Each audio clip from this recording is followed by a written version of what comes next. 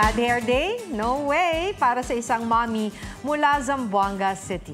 Araw-araw niyang kinakarir ang hairstyle ng anak. Pusuan niya sa report na ito. Anik-anik? Hindi ah! Anak yan ng mommy na mahilig sa maximalist hairstyle.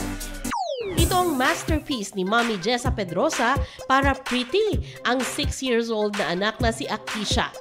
From colorful hair clips to cutesy ribbons. Pinagtyaga-tyaga ang suklayin, tirintasin at punuputin ang buhok to complete the look ng anak pagpasok. Kaya agaw atensyon ang crowning glory ni Akisha. Dahil maayos ang buhok, hindi rin mainit kaya literally feeling cool. Bonding moment na rin nilang mag-ina ang pag-aayos ng buhok. At promise ni Mommy na laging aayusin ang hair ng kanyang pretty hair. Huwag magpahuli sa mga balitang dapat ninyong malaman.